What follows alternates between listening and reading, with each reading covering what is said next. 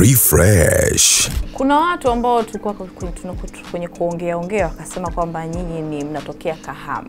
So kuna watu wengine pia ambapo wakaja wakahoji kwamba inawezekana kwamba nyinyi hamko proud sana na kule ambako kutoka ambako ni Kahama. Ni kweli? Nikasema kwa sababu anakuja leo hapa niulize, jamani, Mkatako ni mtumwa? Nikasema tuulize, je, ni kweli Zablons inapokuja kwenye swala la nyumbani kwao inakuwa ni kama wanapakataa hivi? Katibu, hebu waambie. Hapana, hatuwezi kukataa nyumbani. Okay. Hatuwezi kukataa. So hizo ni maneno tu za watu. Waja.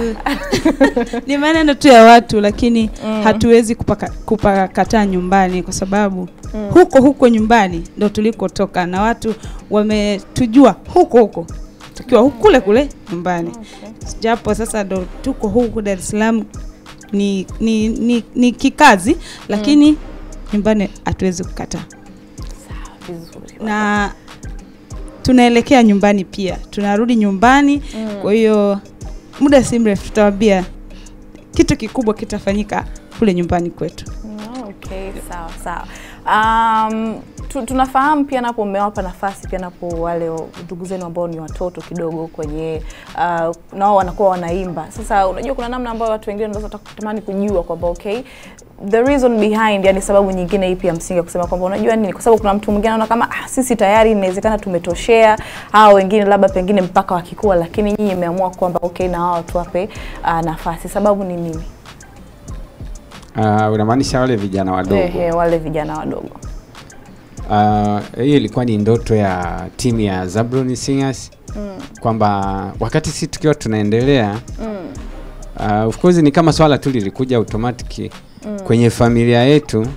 Unajua kupitia sisi kuna funzo ambalo limetokea kwenye ukoo, kwamba sisi wazazi wetu ni walikuwa na kwaya ambayo ilifanya vizuri sana. Yani tunaweza tukasema ilikuwa ni kwaya ambayo ilikuwa ni maarufu miaka 1984 na 5 mpaka na 7. Na wazazi wetu walikuwa wanaalikwa, wanaenda Kenya, wanaenda Uganda. Nyimbo zao zilikuwa zikichezwa kwenye radio na TV tofauti miaka ya nyuma. Sasa kupitia wazazi wetu sisi pia kuna kizazi kikaibuka cha Zablons Singers. Na mwalimu wa hiyo kwaya alikuwa ni mzee Zablon kama nilivyotangulia kusema mwanzo.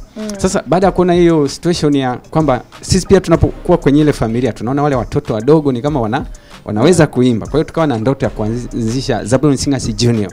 Kwa hiyo pia tuna ndoto ya kuikuza na kushughulika na watoto kwenye familia yetu ambao tunahisi wana kipaji, lakini pia watoto wa familia zingine.